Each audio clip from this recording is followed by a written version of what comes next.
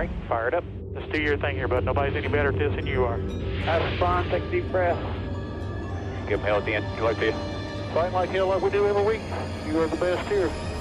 Brett, be affirmative. You told me to get on. Info.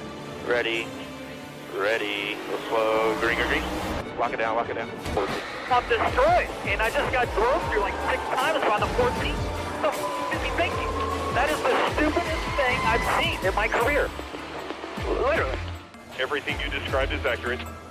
Haven't even finished the second stage yet. Half the field's wrecked. Hell yeah. 11 got it. Proud of you there, Matt. Good job, pal. Thanks, man. Good job all day. Great work, my man. Great work. Keep putting yourself in position, we'll win our share, right? We got one back today, brother. Good job. Therefore, great job, guys.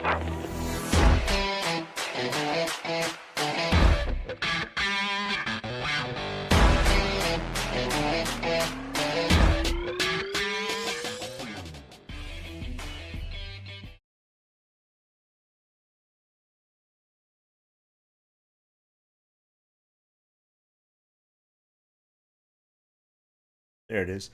Welcome to Racing in the Draft. My name is Mark, and I have the volume working now. And I now know to check that like 2 or 3 times before I get going. But either way, welcome. And this is where we break down NASCAR racing, Draftkings, and the race for tomorrow at Wide Technology Raceway for the Enjoy Illinois 300. What a busy day of racing we have already had today. We had practice and qualifying this morning, then a rain delay, then the truck started, and then Xfinity started at the same time. So literally I'm watching both of those, setting lineups for all those, and getting the video ready for tonight. So sorry I'm a little bit late getting started, but either way I think we're ready to go. I appreciate you tuning in. Make sure you hit the like and subscribe button. And without further ado, let's dive into this week's. Before we do, though, let's head back to last week for the Coca-Cola 373.5, or better known as Coca-Cola 600, which is supposed to be the longest race of the year. Well, I guess time-wise, it was the longest race of the year because it rained. And then it didn't rain, and the track got dried. And they still called off the race. A big, fat disappointment, to say the least. Note, I mean, feel bad for Christopher Bell, who got... The crowd was booing while they told everybody that he won the race. So, poor guy wins the Coca-Cola 373.5 and has the crowd booing. So, kind of feel bad for Christopher Bell, but he gets the win. Congrats to him. I mean, at the time of the caution, he had the fastest car. The problem is we still had 151 laps to run. And Kyle Larson didn't even get a chance to run a car that Justin Allgaier, who had never run the next-gen car, moved his way all the way up to 13th. So who knows what would have happened there. Either way, being a Larson fan, it was cool to see him race the Indy 500. It was cool to watch him lead laps. It would have been even better to see him jump into the next-gen car and see what he could have done for the remaining 151 laps. But I guess we might get a chance to find out next year. But the other flip of this coin is NASCAR going to give Larson a waiver? At this point, Hendrick and Larson have applied for a waiver, and it's now been 2 or 3 days, and there's not been a peep or word from NASCAR on whether they're going to give him the waiver. I mean, I still think it was the right choice. He was in Indy. There had been a ton of money spent on that Indy ride.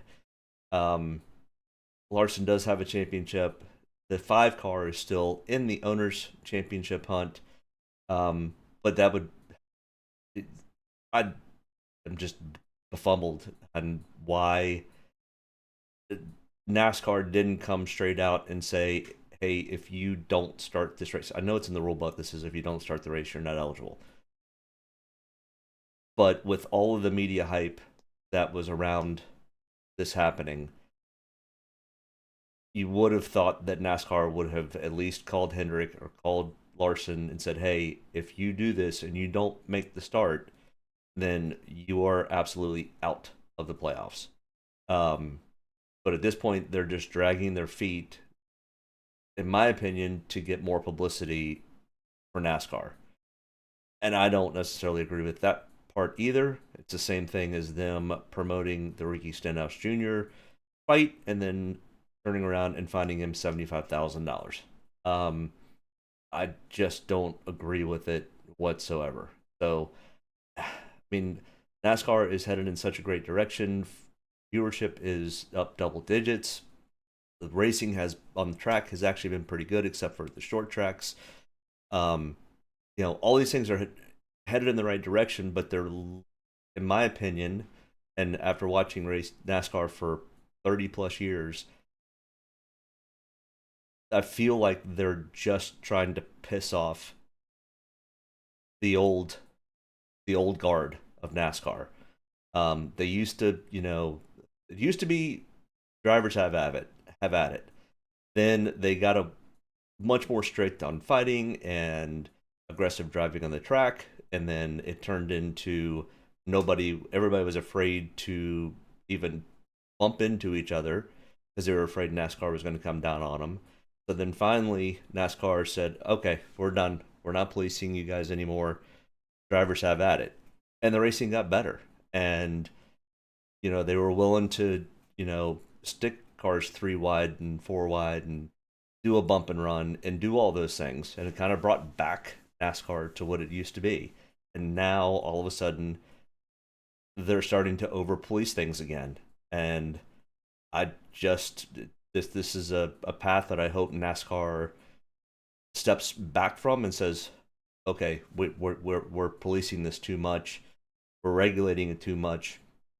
But, it's NASCAR if that's what they want to do. But, how are you going to promote one of the most popular drivers in the sport who's gaining a ton of popularity across the world?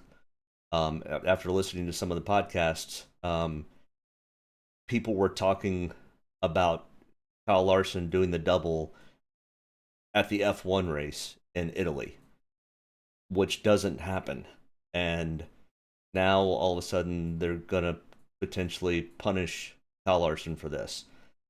Not only that, but you're still in a major negotiation with the owners, and one of the owners being Rick Hendrick, who has done more for the sport than probably any other owner, and you're literally going to potentially piss him off in the middle of a negotiation on this charter deal.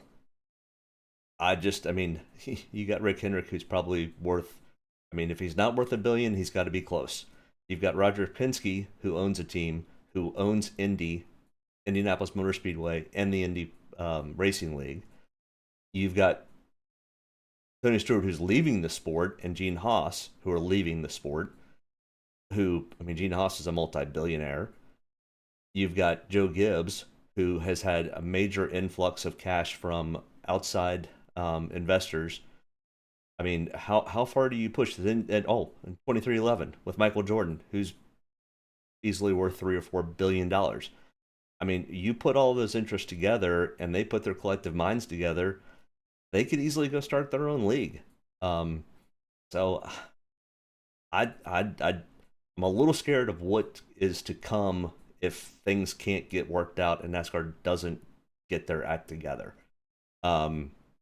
It's interesting. I'm sure they're going to work it out. I'm sure it's going to be fine, but it's quite interesting to see some of the decisions that have been made by the higher ups.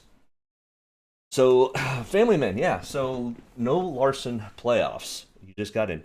Yeah, currently, right now, in fact, I just did it a second ago. Let's pull NASCAR.com up. And let's go to the standings. And if we look at the driver standings, cumulative stats for points eligible drivers through 36 races. Well, this is Kyle Larson on here. Okay.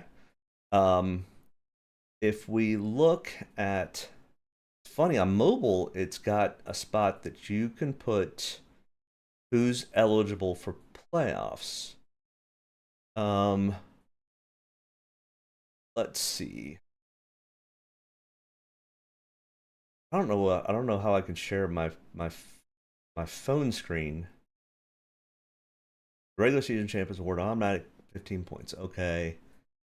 I don't see the driver standings. Playoff standings. Here we go. So if we go to the playoff standings, all right, well, it's got Kyle Larson here. But if I look on my mobile app, and I just did it before we came on, I'm not sure you can even see this. But I'm not sure it's clear. But either way, it says playoffs. And first is Denny Hamlin.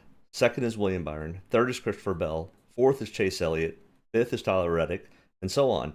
And if I scroll all the way down, so if you've got the mobile app and you look all the way down through 30th or 29th to Corey LaJoie, there is no Kyle Larson in the playoffs. This is showing on here that he's on there. So, I mean, maybe. But that's kind of interesting. Clinched with a win. So, I mean, the web-based browser has him in there, but the app-based does not. And as far as looking at Twitter earlier, what's up, Wyatt? We're discussing Kyle Larson and whether he's eligible or not eligible. The website version is showing that he's eligible. And the mobile app does not have him in the playoffs. So I don't know which one to believe. But Family Man says if they take him out after giving him a waiver, NASCAR is going to have a time. Yeah.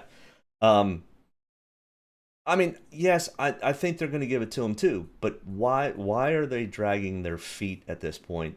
And I feel it's just to create drama and create people like me talking about NASCAR. Which, I mean, goes back to the whole saying, you'd rather have people talking either good or bad. You just want them talking about you. So, I don't agree with the philosophy. Because they want to make it seem like it's a hard decision. Yeah, and, also NASCAR wants to put their foot down and say, hey, we're still the regulating body, and we make the rules, and a Hendrick or Larson aren't going to tell us how we're going to dictate our rules. So they're going to drag their feet out on it. Don't agree with it. Just is what it is. But either way, that's my 2 cents on that. And 3/4 of the people at the track last week said the track was dry. And then you've got NASCAR, Fox, and everybody else going, nope, it's too wet. And I love listening to the teardown the next morning after the race, which is Jordan Bianchi and Jeff Gluck give their raw opinions. And Jordan Bianchi really, I felt like he was just carrying the water for NASCAR. He's like, oh, the track was absolutely way too wet. There was no way they could have ever gone back racing. Meanwhile, you've got drivers out there going, it was perfectly dry. You had pictures of the sidewalk that didn't look like it had been rained on. So I just really felt like Jordan Bianchi was just a sellout for NASCAR. So a little disappointed in that but I understand where his bread's buttered. I mean, he gets all of the scoops, all of the information first. And, if NASCAR's telling him, hey, you need to make sure you let the fans know that the track was wet, that's what he's going to say. That's the media for you. Not surprised. But either way, I was going to create some polls. There it is.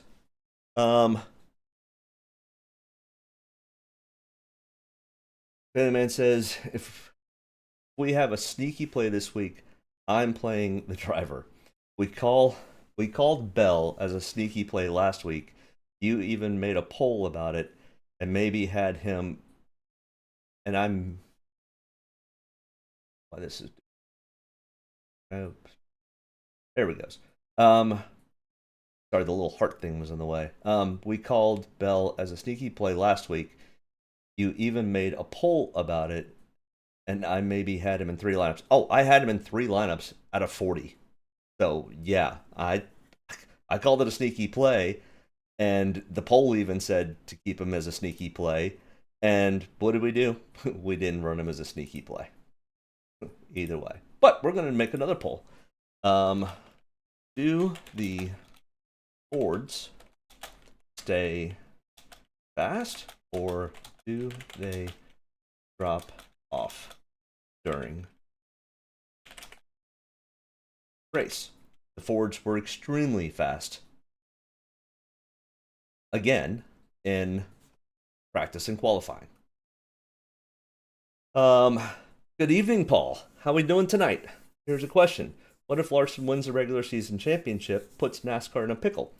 Yeah, so that's the other thing. What happens if Larson goes and wins 4 more races in the regular season, is the regular season champion, and they don't let him in the playoffs, and let's say he wins, the 5-car wins the race at Phoenix, and and makes it through each round. The 5-car makes it through each round, and Larson goes and wins in the 5-car for the championship. Are they going to crown the 5 champion as the owner champion, and let's say it's Denny Hamlin that finishes second? They're going to crown Denny the champion? That, you want to talk about a can of worms. I'm not sure they want to open that one. Yeah, it'll definitely put him in a pickle. But either way, make sure you hit me up on that poll. Do we think the Fords will stay fast throughout the race, or will they drop off? Because we've seen this script before a couple of times this year, where the Fords, I mean, Phoenix, I think, was one that I remember pretty clearly. I mean, heck, actually, the first like 4 or 5 races of the year, all of the Fords were super fast, and we got 30 to 50 laps into a race, and the Fords were nowhere to be seen. So it's going to be interesting to see. But let's look at the optimal lineups from Charlotte. And yeah, Christopher Bell, highest point getter. And none of us had him in our lineups, even though we kind of said, hey, we probably should play him. Brad K, again, Brad Keselowski making the optimal lineup and getting a second place finish. Man, he's on fire right now. William Byron making a rebound. We hadn't seen William Byron in a while. We hadn't seen Christopher Bell in a while. Ty Gibbs, man, Ty Gibbs led a bunch of laps. I was really kind of pulling for a Ty Gibbs win. He's keep saying it. He's going to get a win, and he never does. But I still think he's going to get a win sooner than later. But Todd Gillen, we definitely had the Todd Gillen play. I know that one. I had a decent amount of Todd Gillen.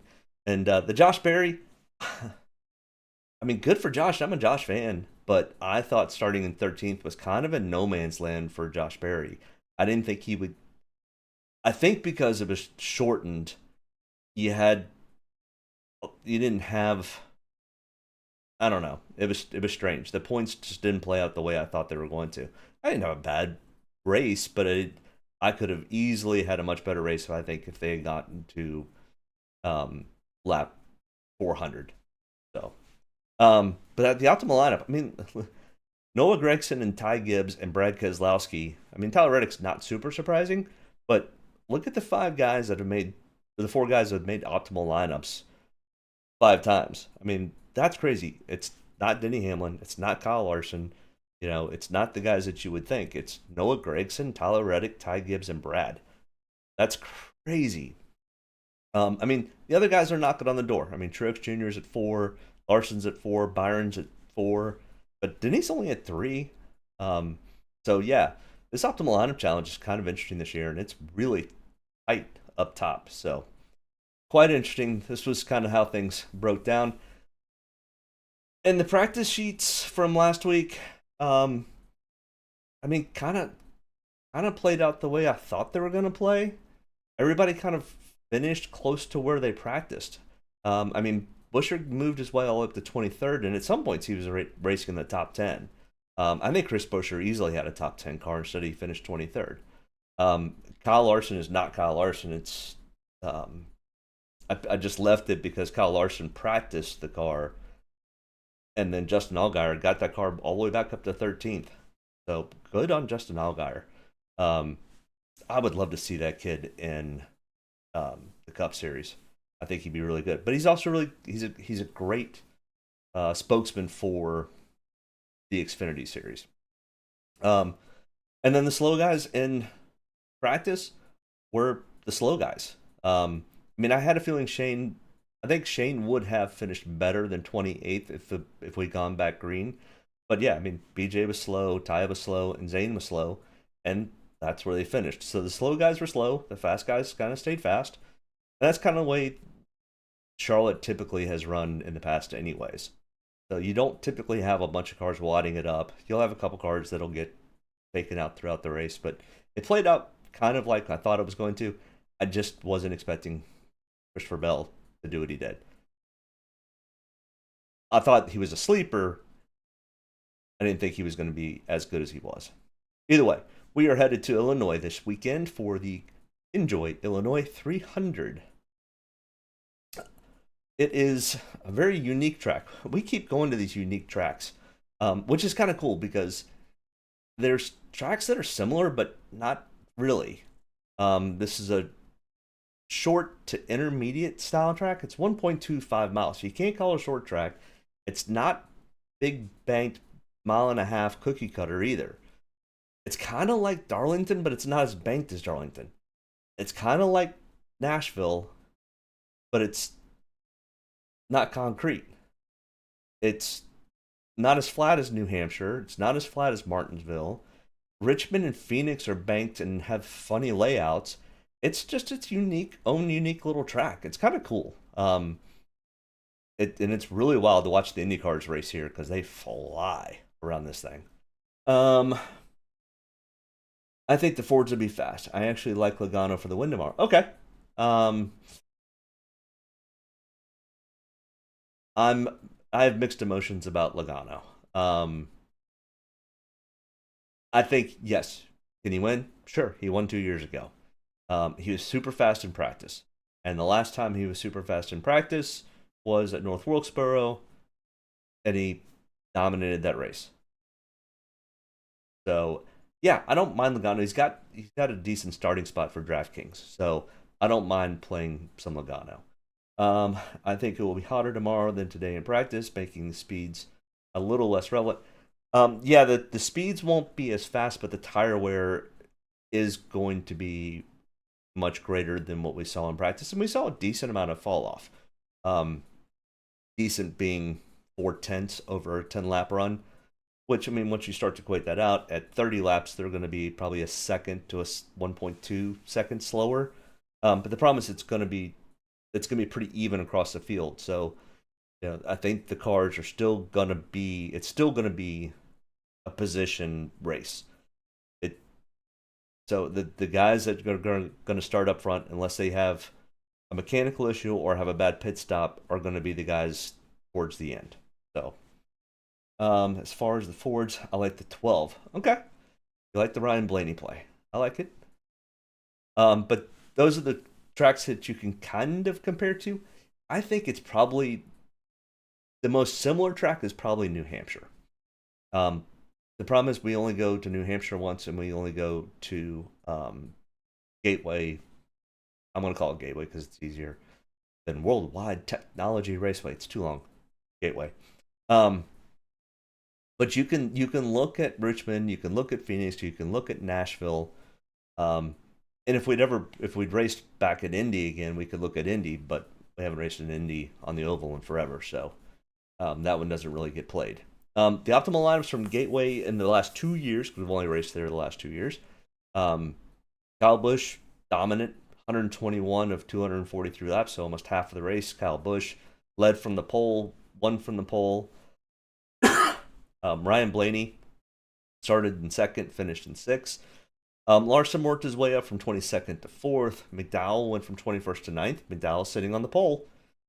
So, you know, when I first started thinking, I was like, oh my gosh, McDowell sitting on the pole again.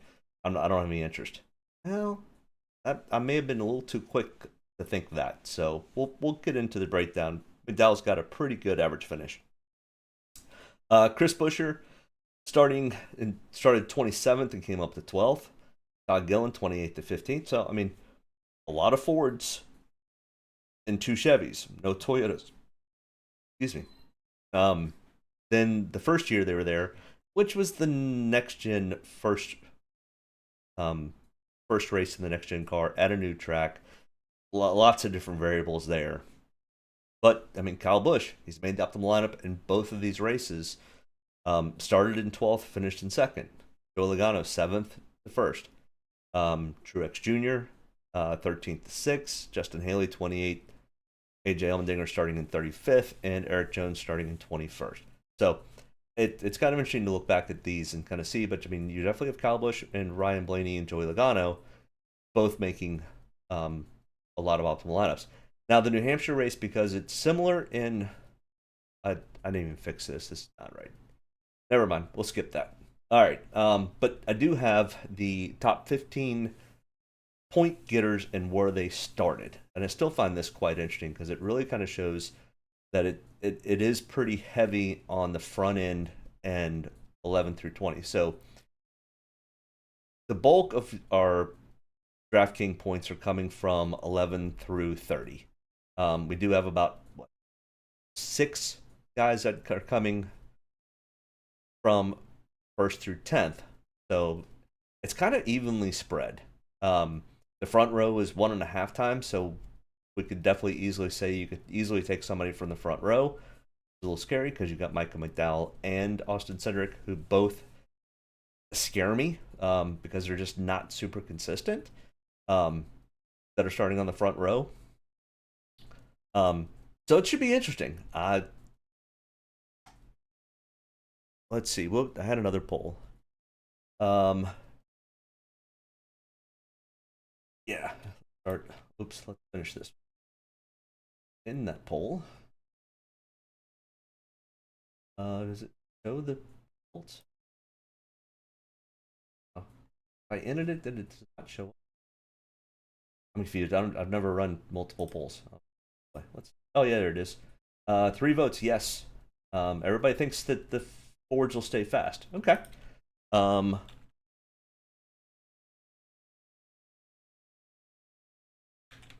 Which man actor has most the top 10?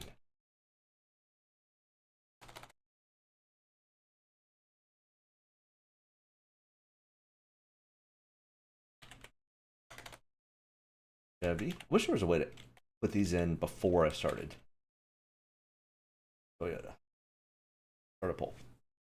All right, so let's answer that one. Which manufacturer has the most in the top 10? I'll let you guys answer and we'll discuss later. I got a couple more that I want to put into a poll. Is which Hendrick has the best finish? Which Hendrick driver has the best finish? Which Toyota has the best finish? And which Stewart-Haas driver has the best? But either way, let's talk back at some of this. So it's fairly evenly spread throughout. It's not super top heavy, but it does seem to have a lot kind of stuck in the middle. But it does not have a whole lot that's coming from 31st or worse on average. And kind of looking at the people who are starting 31st or worse, we don't have any super big names back here. And John Hunter's been very inconsistent. Daniel Suarez has been inconsistent. Todd Gillen is an interesting play that's coming from the rear, or potentially coming from the rear. Ryan Preece has not been super consistent. Zane Smith has been inconsistent. And then we've got Cody Ware, who I don't know what to even think about that call. So, yeah, I mean, I think it kind of stays with this. I mean, you could pick maybe one of these guys that are starting back here for a decent place differential, but it's not something I'm going to be super heavy on targeting. So as we kind of go through the breakdown of drivers, I'm having a hard time finding some cheap, good options. But we can take a look at our fast drivers in practice, our fastest single lap drivers, and our slowest single lap drivers. Joey Logano, Ryan Blaney, top of the chart. Ty Gibbs, Tyler Reddick, Bubba Wallace, Austin Cindric, Ross Chastain, and Christopher Bell. Only one Chevy. The rest are Toyotas and Fords, all unloading very fast and showing fast times.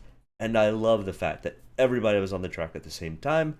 We don't have any of this first group, second group stuff that was happening. So super easy to kind of figure out where everybody kind of landing. Fords and Toyotas unloaded fast. Chevys were, we have no hinder cars at all in the top 8 on the fastest single lap. Joe Logano starting in 12th had the fastest laps, or fastest single lap, and I think he was actually in the top 2 or 3 on 10 lap consecutive average.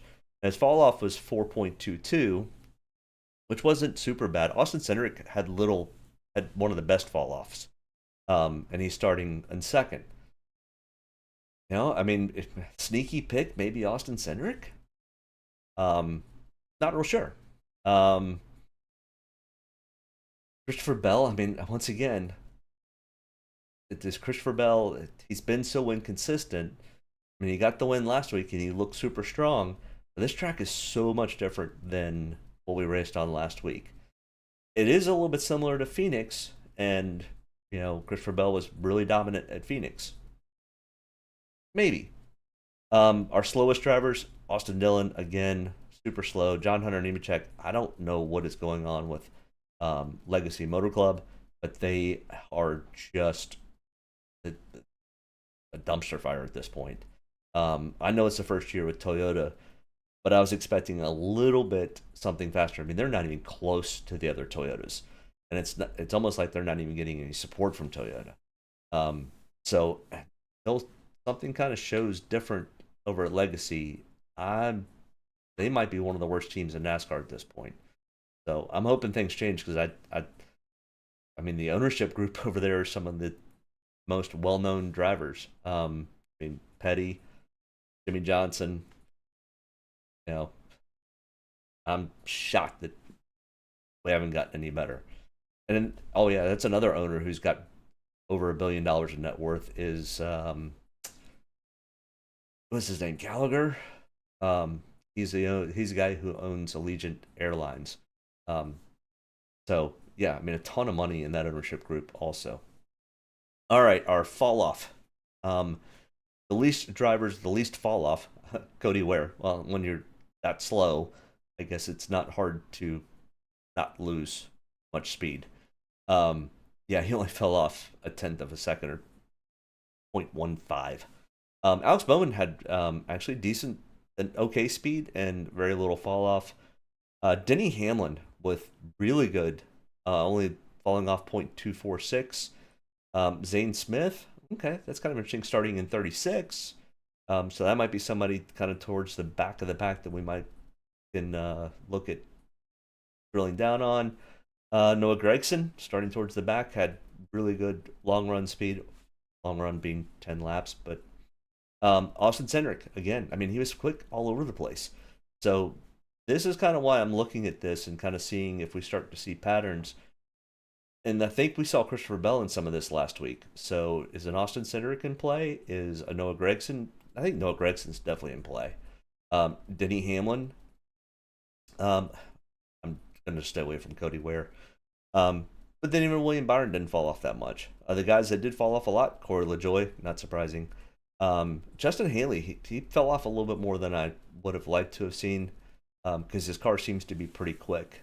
And Chase Elliott fell off a fair amount. So once again, I wish we had lap by lap times to see if there was any issues with inside those laps that caused them to slow down. If there was a slower car in front of them, if they got aero tight because the car was in front of them, or if they may have overdriven a corner that slowed them down. But until you have lap by lap information, it's really hard to say what they did or didn't do. Our value guys,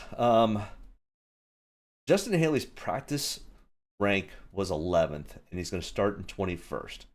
And Justin Haley has been the pleasant surprise of the year so far. So, I mean, the problem is Justin Haley's starting spot is almost a little too far up for me to be like, oh yeah, I really think that's a good play, because I don't know if he goes and gets a top 10. I think he kind of finishes somewhere in between this 11th and 21st spot. Don Nemechek was slow. Zane Smith, 26th in practice speed and 36th starting spot. He's dead last on the field. So the Zane Smith play is probably in play. Daniel Hemrick kind of practice and is starting where he in the same. Harrison Burton, same thing. Derek Kraus, 25th and 25th, and Cody Ware, 34th and 34th. So really kind of looks like Justin Haley could be potentially in play. And the Zane Smith play out of this group, when I'm looking at where they're starting and where their practice speeds were, might show some room that can get them through the field a little bit. So that's kind of why I like to have that chart. All right, driver by driver breakdown. And I'm gonna put up another poll here in a minute. So if you haven't voted yet, the poll, make sure you vote in that poll, and we can kind of get a judge on if we like the play or not. But Denny Hamlin, 11,200, starting in 6th. His practice speeds were 15th on single lap, 4th and 10 lap consecutive average.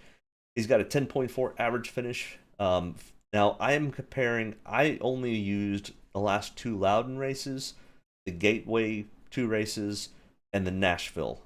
Those are the ones I feel are the most comparative. Like I said, you can throw Richmond and Phoenix into this mix, but those are the 3 tracks that are at least over a mile long, a mile or slightly longer, are fairly flat, not super banked, with a decent amount of tire wear. So that's kind of why I put these 5 races into the group. And inside that group, Denny Hamlin has a 10.4 average finish, 2 top 5s, 4 top 10s, 4 top 20s, and he finished 2nd here at Gateway. And I'm going to call it Gateway. Sorry, Wide Technology. I know he spent a lot of money in advertising for it. And then down here is the full history at the track, and they've only had 2 races, and he's got an 18th place average finish. So finishing 2nd and you're 18th, he definitely had a bad first year race. Kyle Larson, our non-eligible, should be eligible driver with 2 wins.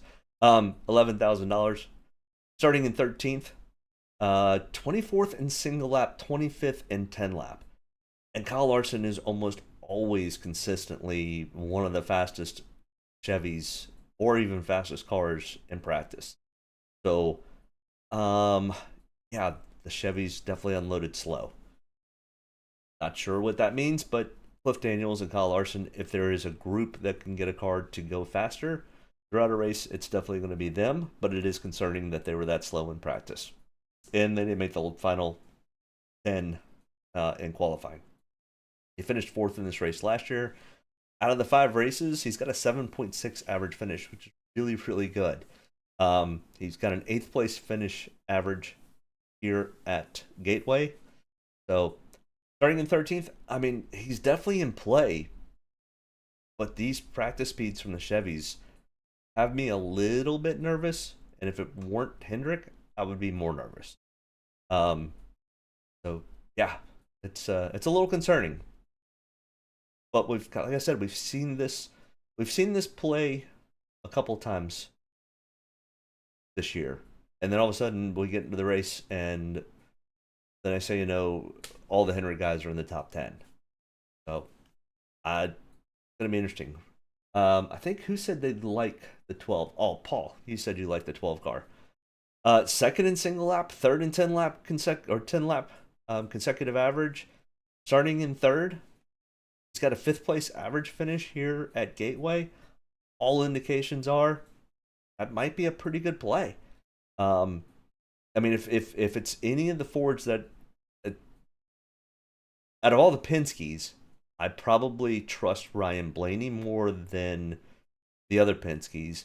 And when it comes to the Fords, the RFK cars didn't really unload that fast. So yeah, your Ryan Blaney play, he could easily be somebody who has a pretty dominant type of race. I mean, he was very, very good at Phoenix earlier this last year. Was not that good at Phoenix earlier this year. And they really weren't that good at Richmond. So those are the kind of the only things to look back on. But the Fords have been a little bit better in race trim in the last month. So Ryan Blaney has not, but maybe this is a chance for him to turn that around. So I don't love the play. I don't hate the play. So, those front cars got the best pit stalls, and it's going to be hard to pass. Yes. I agree with that. Except for the fact Michael McDowell has gotten burned on pit road more times than I can count this year. Austin Cindric, if there's a guy that can figure out how to mess a race up, it's Austin Cindric. He's right there in the same grouping with Kyle Busch and Austin Dillon. So yeah, I mean, like I said, out of all the Penske's, yeah, out of all the Penske cars, I think I trusted 12 the best. And probably out of all the Fords, I probably trust the 12. The problem is he's had a little bit of bad luck, and maybe this is a chance for him to turn that luck around. So, I mean, I'm not going super deep on him, but I do like it. Martin Truex Jr., 10,500. Vegas really likes Martin Truex Jr. for this race for some reason, and for some reason I have learned to kind of lean a little bit into what Vegas is saying, especially when, you know, they spend a lot more money than I do. He does come in number 1 on my ranking system. If we look at the 5 comparison tracks, he's got a 3.6 average finish. He's got a 5.5 average finish for the 2 races here at Gateway. He finished 5th in this race last year. And he's starting in 19th. His practice speeds, we don't have a 10-lap consecutive average because he didn't do 10 consecutive laps. But he was 10th quick in practice. So the Truex seemed to be decent in practice. We don't know what his long run speed is going to look like. Starting in 19th, a decent amount of place differential. So I definitely like the Martin Truex Jr. play a lot in Draftkings. I'm not sure I necessarily want to go out and bet him to win the race, but I do like the Martin Truex Jr. play. All right, let me end this poll. Let's start another poll. Which manufacturer has the most in top 10s? Toyota's 66%, Ford 33%, and no Chevys. All right, so let's create another poll. Let's see. Which SHR driver finishes best? Got Gregson. Got Barry. You've got Briscoe. And start that one. All right. That'll keep you guys entertained for a minute. Yeah, so I like the Martin Truex Jr. play a lot. And I didn't get a chance to do my full breakdown on my lineups, but my preliminary had Martin Truex Jr. at about 40 to 45%. William Byron, 10,200, starting at 11th, was 17th in single lap, 12th in 10 lap. He was one of the faster Chevy cars in practice. But when we start to look at his average finishes at like tracks, no top 5s, 2 top 10s, 4 top 20s, so pretty consistently in the top 20, but not too consistent in the top 10. He finished 8th in this race last year, but he has a 13.5 average finish for the 2 races at Gateway. This one's a tough call. All indications are he's going to kind of finish close to where he starts. they're going to get faster throughout the race, but they've also had a tendency to screw things up throughout a race also recently. So I don't have it's kind of like the Ryan Blaney play. I don't have a whole lot of trust in the William Byron play. The nice thing, especially with Draftkings, is we've got what, 8 spots difference between William Byron and a Ryan Blaney. I think Ryan Blaney is probably at least unloaded faster. The question is, can they hold it, and can William Byron get better? So I don't love the William Byron play. I don't hate the William Byron play. I mean, I've got him in 25 to 30% of my lineups. I think that's probably on the high end. It's probably going to be closer to the 20% range. But that's kind of where I'm falling with Willie B. Christopher Bell, our winner from last week. $10,000, starting in 4th. Practice speeds were pretty good. 8th in single lap, 5th in 10 lap consecutive average. He has a win at Loudon. He does not have a win here at Gateway. But if we're comparing throughout all of the tracks, he's got an 11.4 average finish. He finished 11th in this race last year. And he's got a 10th place average finish, so he finished 9th in the first year. So right there in the top 10. The problem is he's starting in 4th. Do I think Christopher Bell can beat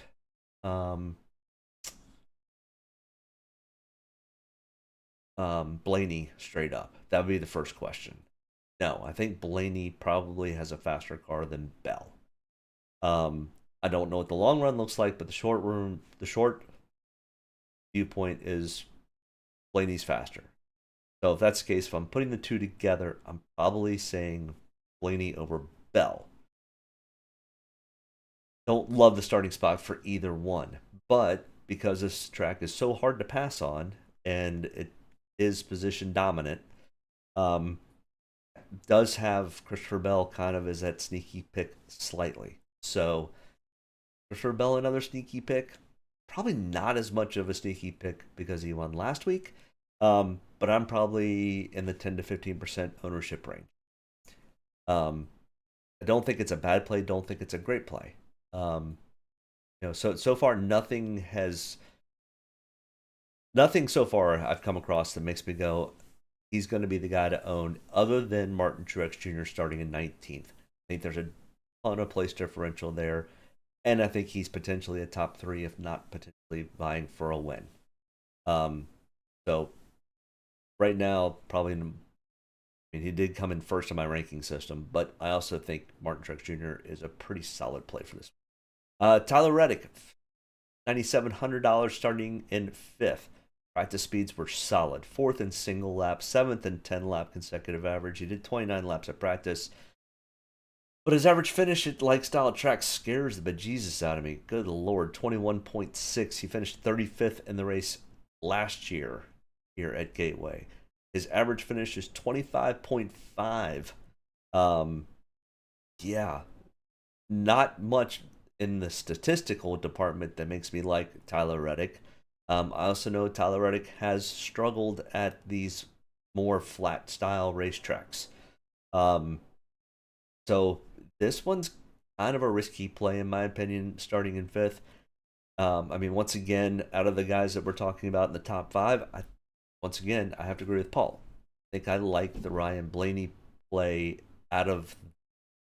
We still have 2 guys left in the top 5 to talk about, but I think I like the Ryan Blaney play more, and I think I like the Christopher Bell play more than I like the Tyler Reddick play. So right now, Tyler Reddick's 3rd on my list, or last on my list out of the 3. Brad Keselowski, $9,500, starting in 7th. Momentum is everything, and Brad Keselowski has had great momentum over the last couple of weeks. Getting a win, getting top 5s, running in top 5s, leading laps, doing all the things. Coming out, he unloaded. He's 13th in practice. Did not do a 10-lap consecutive run. He is starting in 7th, so good speed in practice and qualifying. And his averages, are going to be kind of screwy for a little while because he was not good for quite a while. And it's only kind of recently that RFK has kind of turned in the right direction again. but a 14.2 average finish. Finished 28th in this race last year. Starting in 7th, it's kind of one of those that makes me a little bit nervous, but the momentum thing kind of makes me think that I think he can maintain and get a top 10 finish. He could easily go out and lead a bunch of laps and win. So, that's kind of been the trend lately for Brad Keselowski. The problem is, until I see it at a flat style track, I don't know if I love the play. Makes me a little bit nervous. Joey Logano starting in 12th. First in single lap, but boy, did he fall off on 10 lap. And this is why I wish we had lap by lap speed in practice, because I want to know if one of those laps, if there was an issue. Because that's a huge fall off from 1st to 27th, and then goes and qualifies 12th. Does make me nervous, but his average finish here is 2nd, so he has a win and a 3rd. So there is that. Then we look at the like style tracks: 3 top 5s, 4 top 20s, a 9.8 average finish. Can he get up and finish in the top 3? Sure, absolutely. He's finished in the top 3 both races here. I don't mind the play. There is some place differential here that I kind of like. The question is, are we going to get the Joey Logano that from the beginning of the year that was not that great? Or are we going to get the Joey Logano that showed up in North Wilkesboro? Coin flip. I don't know. Yeah, I don't think I'm doing any of you guys any favors, because everybody so far, other than Martin Truex Jr., I haven't really loved. Even my guy Kyle Larson, because he unloaded so slow. So far, it's gonna be a little. It's a tough play. Chase Elliott, $9,000, starting in 17th, 14th in single lap, 26th in 10 lap. Once again, the Hendrick cars just did not unload very quick. He's got a 9.8 average finish for the 4 races. He missed this race last year. Starting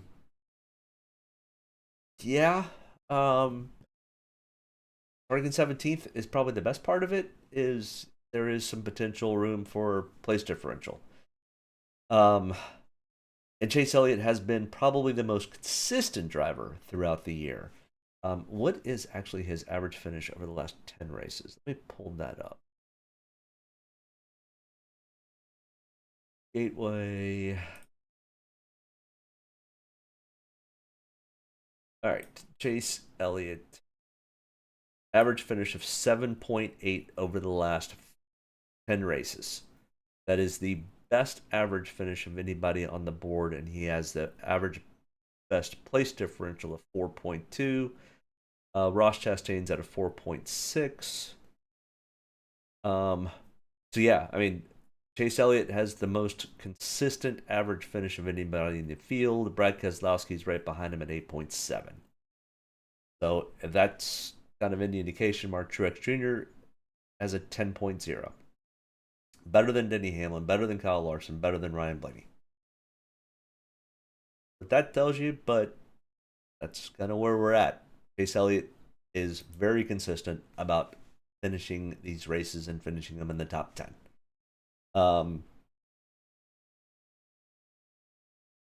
Yeah, with some place differential, I think this is a good cash play.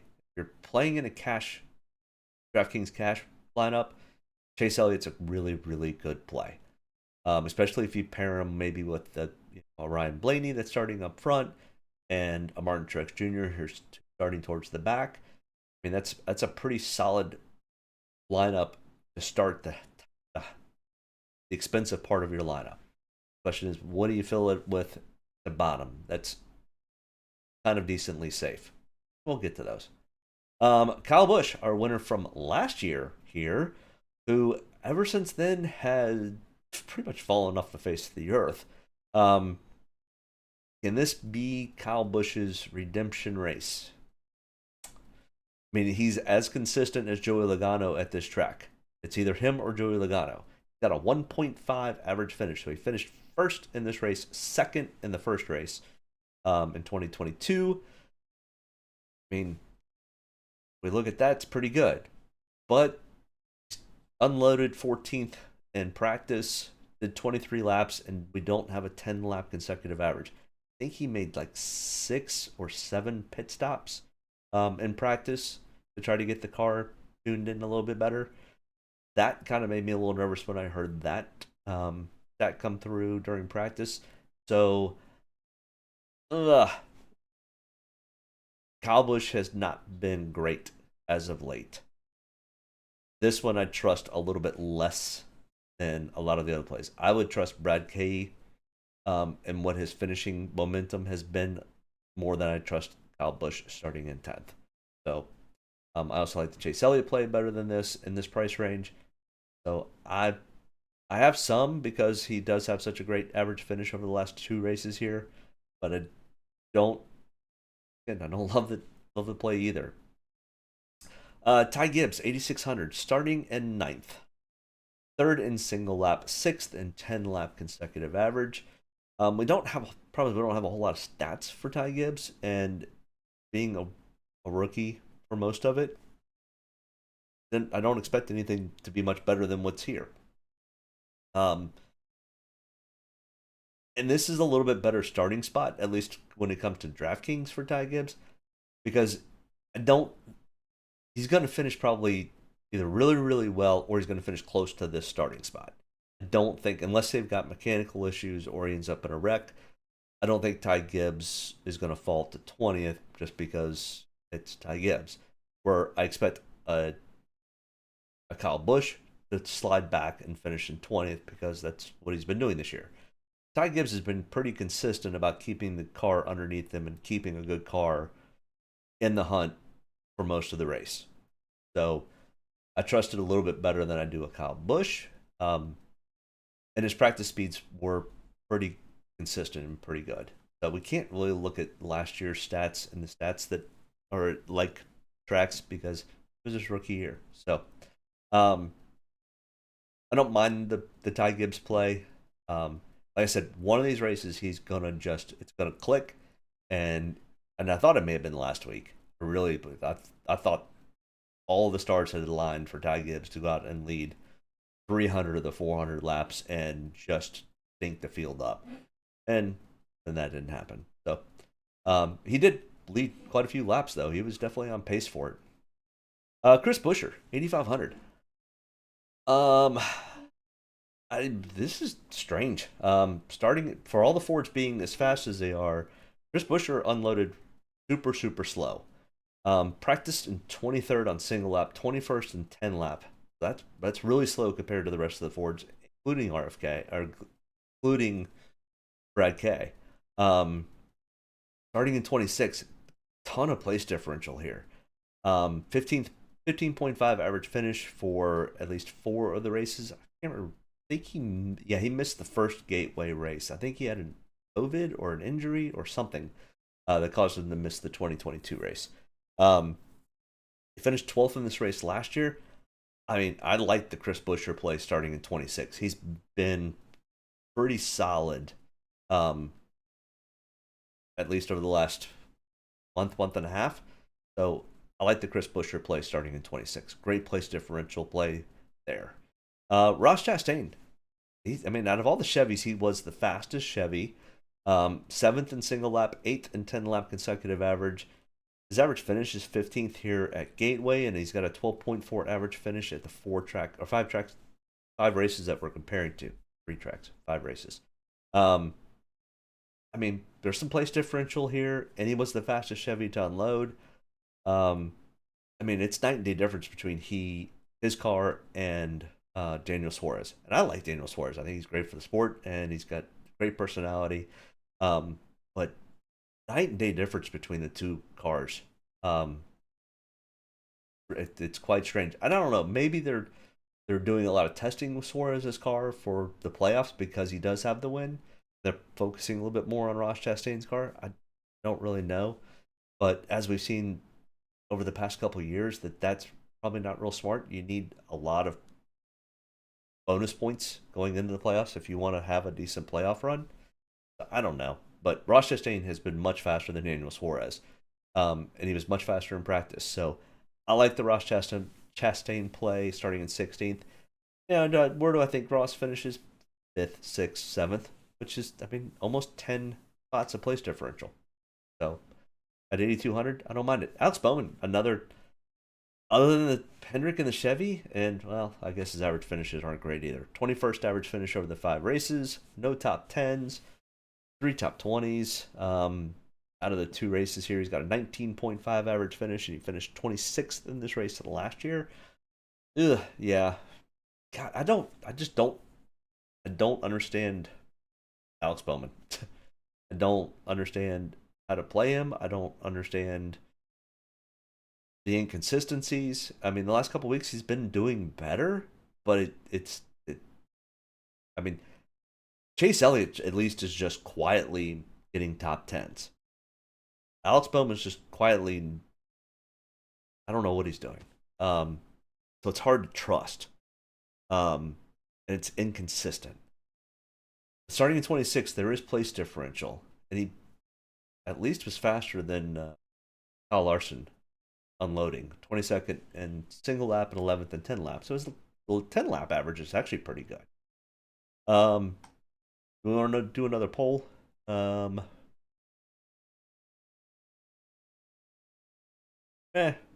let that one ride. Because we're about ready to get to Stewart Haas cars.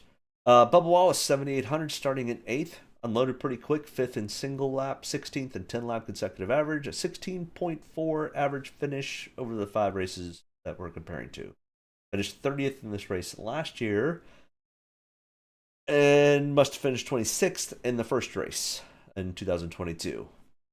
Starting in 8th. This is another one that just, I don't, the trust factor with Bubba Wallace right now is not great. He's been consistently inconsistent. And this style track just is kind of not his favorite, not his worst. So starting in 8th, I mean, I think he's probably an 8th to 14th place car or driver. Just nothing has sparked a whole lot of interest in Bubba Wallace. I mean, I'm playing him some. I don't mind the play, but once again, we've only had 3 or 4 guys that I go, ooh, I really, really like these plays. And I think you guys have kind of talked to me another Ryan Blaney play a little bit more than I liked prior. That's kind of why I like doing it. I kind of talk myself into drivers and out of drivers. And the Bubba Wallace play, I think it's just it's a base hit play. I don't think there's anything special with the Bubba Wallace play. All right, we are headed into the SHR world, and man, I was finally really starting to get behind the whole SHR young driver, momentum in the right direction. Guys were finishing better. They seemed to be gelling. Now the Ryan Priest didn't seem to fit in there, but the Briscoe, Gregson, Barry play really kind of, I felt, was going to turn SHR around, and then Stewart and Haas decide they're done. So quite disappointed with that. It'll be interesting to see where these guys go. I think probably my best guess is Briscoe goes to the 21 car. Harrison Burton gets reverted back down to Xfinity, which I think will do him probably some good. He needs to get some speed behind him again and get a better feel and come back and try it again, kind of like John Hunter. But John Hunter really hasn't done anything this year either, and I don't think that's necessarily John Hunter's fault. I think that's a legacy issue. But I think Gregson and Barry probably are going to be the 2 front row cars. So I think it'll end up being Gilliland, Gregson, and Barry over there. I think Ryan Priest is the odd man out, and Trackhouse is going to put Zane, is going to take that other charter, and Zane Smith is going to run that 4th charter. And I think bad news for Ryan Priest. I mean, if I'm Ryan Priest and I want to stay in Cup, I'm going and talking to Rick Ware and seeing if he can run that 15 car full time, and kind of try to pull what Justin Haley's been doing. That would give them two decent drivers who understand how to get up there and compete, and it would give them two full-time drivers. So I think that's Ryan Preece's best play. If not, he might be out of Cup, and he's going to need to find an Xfinity or a truck ride. So just my thoughts on it. But Noah Gragson for this race, $7,500, starting in 27th, and load near as fast as they have been. Which I don't know if, I mean, most of these cars are already set up way before this announcement came out, so that was kind of the other concerning part. 31st in single lap, 19th in single lap, and going to start in 27th.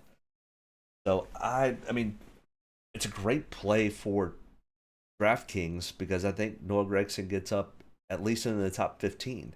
So we're definitely looking at over 10 places of place differential and a decent, I mean, and he could easily get up and finish in the top 10. He's been showing that he's been doing that all year. So I like the Gragson play mostly for the place differential. The practice speeds are odd. And the qualifying speeds are odd for all of the SHR. It's across the board. Which makes me go, I'm a little nervous about that too. But down here in the $75,000 to $7,000 range, I mean, we got to have some of these drivers.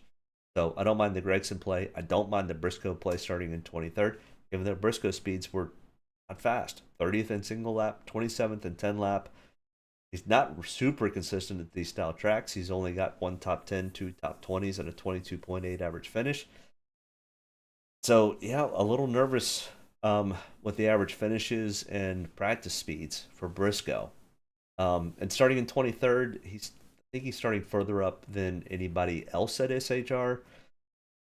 Makes me a little bit nervous. Josh Berry starting in 29th, 20th in single lap, 13th in 10 lap, and looking up here, Berry is 50%. Berry and Briscoe 50 and 50. Gragson 0. So that's interesting. Here, we'll just end this poll.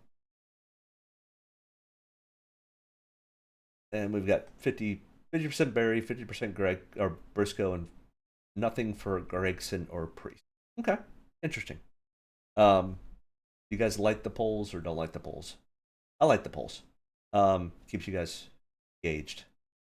$7,200 for Josh Berry starting in 29th. I mean, his practice speeds, and that looks like it's the fastest of all the SHRs.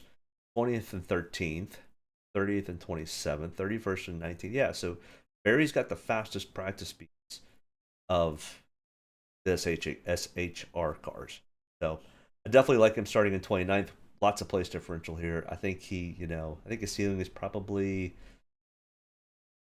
13th to 17th, somewhere in that range, which is more than 10 spots of place differential. So anybody that can get more than 10 spots of place differential, I definitely don't mind playing or taking more shots than normal. So I like the Josh Berry play. Eric Jones, starting in 27th. I think he outkicked his coverage, to be perfectly honest. Practice speeds were 35th. He only did 14 laps of practice, which has been kind of on par for the rest of this year. Don't know why they're not utilizing this practice time at all. They had 30 minutes of practice today. I don't know if they just unloaded and had issues and had to keep making pit stops to adjust the car. But, I mean, Legacy has to quit unloading this slow. They're just not doing themselves any favors. And then he qualifies 22nd. And his average finish is a 12.5 here at Gateway, a 12.6 at all 5 of the races that we're comparing to. So it's not that Eric Jones is a bad driver, just something is not firing correctly. It's still at Legacy. I'm hoping they get it turned around sooner than later, but until that happens, I don't have a whole lot of trust in the Legacy cars. So starting in 22nd, I think that might be on the high end of where he finishes. Daniel Suarez, 31st. Like I said, we talked about this earlier. He's just, it's almost like two different cars out on the track when at least there's similarities across teams. You know, at least most of the Hendrick cars are all kind of grouped together. Most of the Joe Gibbs cars are all grouped together. Why is Daniel Suarez so far off from Ross Chastain? I mean, I think Ross is a better driver. I will say that, but not to this extent. This is like night and day difference between the two. I don't know if, like I said, I don't know if they're trying different things with this car, trying to figure out, trying to get more speed out of it. I really don't know. So, I mean, decent amount of place differential here. 13.4 average finish at like-minded tracks. A 15.0 average finish. He finished 7th in this race last year, but consistently, what has he done recently? And Daniel Suarez has not been super fast, or having great finishes. He hasn't been finishing in 7th. So, yeah, what is Daniel Suarez' average finish? Daniel Suarez has an average finish of 20th for the last 10 races. Yeah, so one top 5, one top 10, 4 top 20s out of 10 races. So, I mean, nothing to write home about, that's for sure.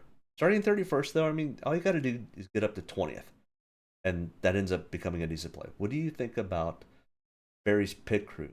Does he usually lose or gain on his pit stops?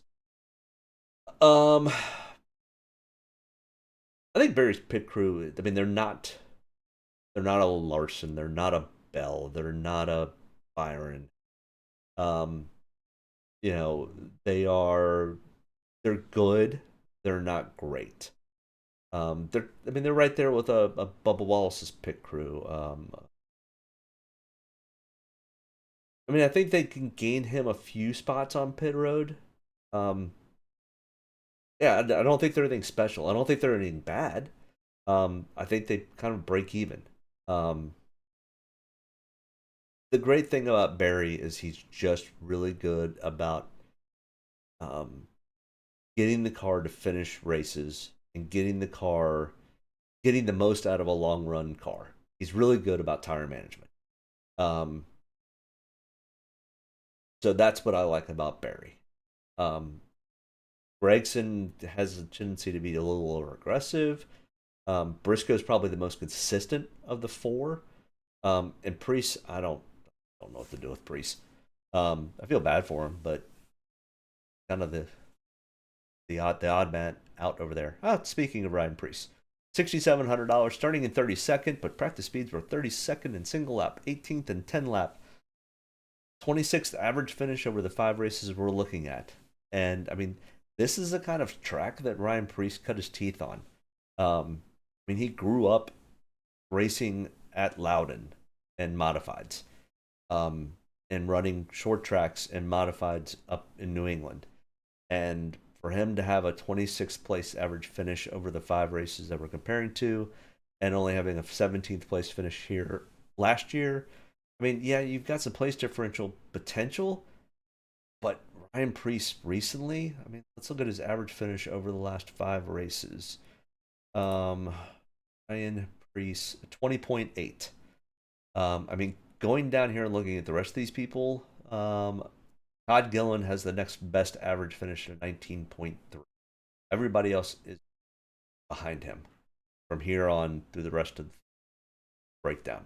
So, yeah, Ryan Priest, starting 32nd, I mean, you're almost at a point where you have no place to go but up, but I'm not sure what your ceiling is. I mean, ceiling's probably maybe an 18th, 17th, but probably going to finish in 23rd or 24th. Is that enough at $6,700 to make it worth? I don't know. Michael McDowell. Ooh, buddy. Starting from the pole, $6,500. He was 9th in single lap, 9th in 10 laps, so pretty consistent, and he was lightning fast, as they said in qualifying. New track record. 19.2 average finish over the 5 races. I mean, this style track is typically not where Michael McDowell shines. So it's very interesting to see him do as well as he did in practice, and that concerns me. But this is kind of lining up for one of those weird races where I go, none of this makes any sense. Michael McDowell has he outkicked his coverage, shouldn't be up there. No way in heck I'm taking him. He'll go out and probably win stage 1 and lead whatever it is. Was it 60 laps or 70 laps in stage 1? But you've got a Ryan Blaney that's starting real close to him, who was also faster in practice than Michael McDowell. And Michael McDowell recently has not been overly consistent, so there's that. I'm not willing to take a whole lot of shots on Michael McDowell starting. Every time he's started on the front row, it has not turned out very well. So it's kind of what have you done when you've had this opportunity and it hasn't been great. So if you're looking for somebody to play that's not going to be heavily owned, take a Michael McDowell. Whereas Todd Gillen, starting in 35th, next to last on the field, he was 27th in single lap, so not super fast in practice, but better than most of the people prior to him in this price range, other than Michael McDowell. 23.6 average finish, 18.5 average finish here at this track, starting in 35th. I mean, $6,400. Yeah, I mean this is your one of your value picks. You're still watching Matt. I like the Todd Gillen play. The problem is, I think a lot of people are going to like the Todd Gillen play. So I think he's going to be pretty heavily owned as a value pick. Austin Dillon, 6,300, starting in 18th, 33rd in single lap, which was good. He also made a ton of pit stops in practice. Did not even get to a 10-lap consecutive average. And once again, I think there was one race where I was like, ooh, Austin Dillon might have gotten the lucky horseshoe, finally back in his good graces. And it's just turned into a dumpster fire ever since then. So we're back to Austin Dillon being the unluckiest guy in NASCAR. His teammates real close to him.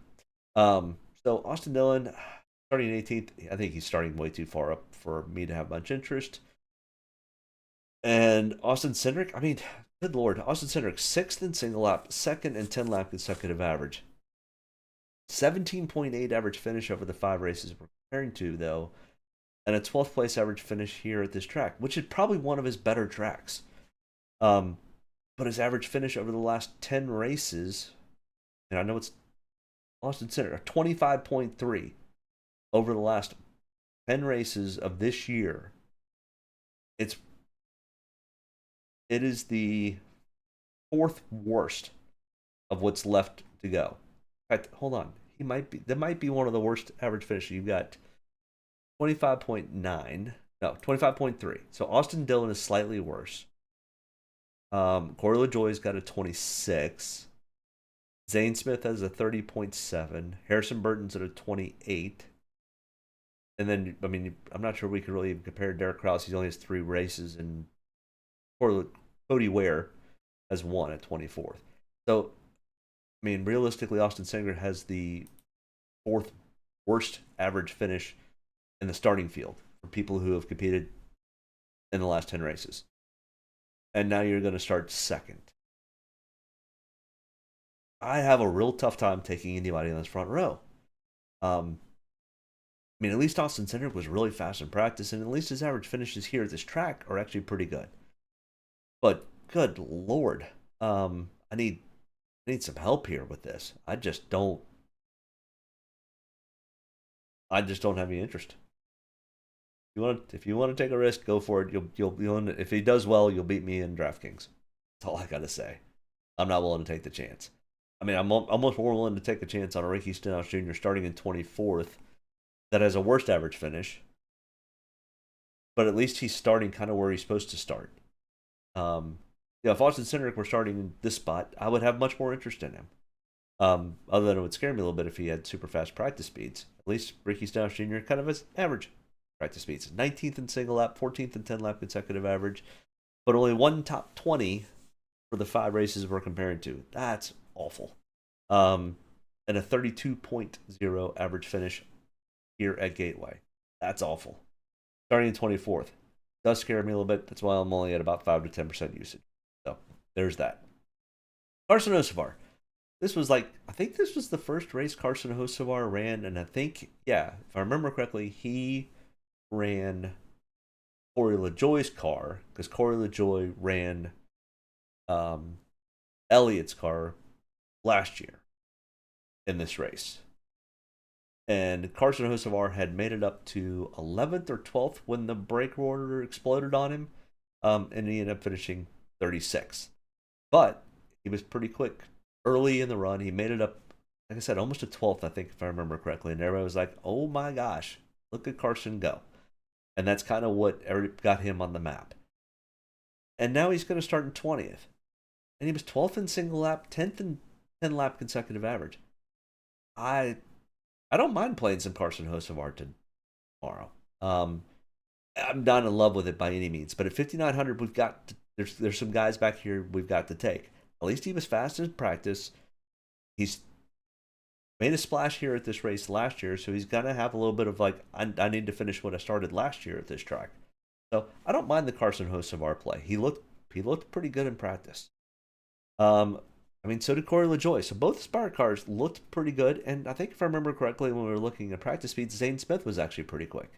We'll get to him in a second, but Corey LaJoie starting in 15th, 16th in single lap. Now he fell off in the 10-lap run, but once again, I don't fully trust the 10-lap run as much as a lot of people. Unless I had lap-by-lap information, it's hard to say what that really looked like.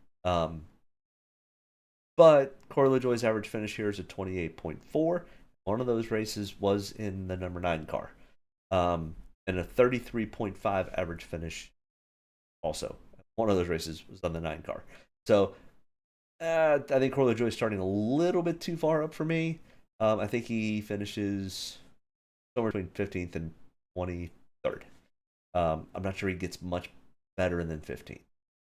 Justin Haley starting in 21st. Oh, God, I wish he was starting just a little bit further back. 11th in single lap, 23rd in 10-lap consecutive average. And we're looking at the 5 races that we're comparing to. He's got an 18th place average finish. He finished 16th in this race last year. He's got 4 top 20s. He's been kind of the Cinderella all year long so far. He's getting more out of the 51 car than anybody has gotten in 5 years. So I don't know how much better he improves from 21st. I think kind of his cap is maybe 11th or 12th. But he's been surprising me all year. So I don't mind having a few Justin Haley plays. I don't love it. John Hunter Nemechek starting in 33rd. Like I said, the legacy group is just, I don't know what's going on. Because I don't know what's going on, it's hard for me to play. But starting in 33rd, there's really nowhere to go but up, but I guess it could get worse. So once again, we've got to take some of these guys in the back here. At least John Hunter, I don't know. Scares me, to say the least. Zane Smith. Zane Smith starting in 36. His practice speeds were 26th and 15th, and this is the 3rd entry from Spire. He finished 17th this race last year. This race last year? Or was it 2000? No, it must have been 2022 when he finished 17th. I don't mind starting dead last on the field, he has nowhere to go but up. And he was 26th in single lap, 15th in 10 lap. Promise, I think he's probably going to be extremely heavily owned. So, I don't know those. You got to have somebody back here, and I'll take the guy that's starting last who actually had some decent practice speeds. So, I like the Zane Smith play. Just also be warned that he's going to be probably pretty heavily owned. Daniel Hemrick starting in 28th at $5,300, was 29th in single lap, 22nd 10 lap, and qualified 28th. Kind of where he's supposed to be. And I don't know how much more improvement there will be for Daniel Hemrick, which is a real shame because Colleague has so much upside, and they just can't seem to get out of their own way. I just wish they would do better. They've got, I mean, if you look at them on paper, they've got a bunch of pretty good drivers. I mean, you've got AJ Allmendinger, you've got Shane Van Gisbergen, who won the Xfinity race. Congrats to him. You've got Daniel Hemrick. You've got Derek Kraus, which is, I mean, he's an up-and-comer. They've got some pretty decent names behind them. I just don't know why they just can't seem. They lost Justin Haley, which was a real shame. But I don't know how much better of a finish Daniel Hemrick gets out of this car this year, which is a shame. But I don't have a whole lot of interest with him starting 28th. Harrison Burton, starting at 32nd, his practice speeds are pretty good. His average finishes at like similar style tracks. The 5 races we're comparing to, he's got a 23rd place average finish. He finished 23rd in this race last year. 24th place average finish at Gateway. I mean, all indications are he's probably going to finish close to 23rd, but starting in 32nd at $5,700? That's not right. He's not that expensive. I didn't change something. Harrison Burton's $5,200. There's my mistake. I always have one little mistake somewhere hidden in here that I always overlook. There it is. Harrison Burton's $5,200, not $5,700. So starting in 32nd with an average finishing spots that are probably one of his better tracks, I'll take some shots on Harrison Burton at $5,200. Derek Kraus starting 25th. I mean, yeah, he's driving the 16 car. It's fourth Colleague, but good Lord, they have just been awful. I think he's starting too far up. I would rather take some Daniel Hemrick before I took a Derek Kraus. But I don't think either one of them finished much better than 20th. So, unless something strange happens. But, yeah. Cody Ware starting in 34th. You just haven't. The problem is it run one race all this year, and he missed half of last year or something. I don't have any interest. I think he finishes 33rd or 32nd. Yeah, no interest in Cody Ware. All right, so I definitely like the Martin Truex Jr. play a lot. I like the Chase Elliott play a lot. Larson kind of makes me a little bit nervous, even though I'm a Larson fan. Denny could easily go out and win this thing and lead a bunch of laps. Bell is interesting and intriguing. Blaney, you guys kind of sold me on some Blaney. Didn't love it when I first started the video, but I think I like it a little bit more now than I did. His practice speeds were really consistent. Joey, decent amount of place differential here, even though he's starting just in 12th. I mean, I think he could easily be a top 5. And he runs this track really, really well. Kyle Busch scares the bejesus out of me. He's just been so inconsistent this year, but he's really good at this track. So I could see some reasons to take him. I mean, anybody in this group here, Christopher Bell, Joey Logano, Byron, Blaney, Reddick, Gibbs, Keselowski, and Busch, all of them, I mean, they're all starting within the top 12, and they all could easily get top 5 finishes. All 8 drivers can't finish in the top 5, but I could see an argument for almost any of these guys, other than maybe Tyler Reddick. I don't love for a top 5.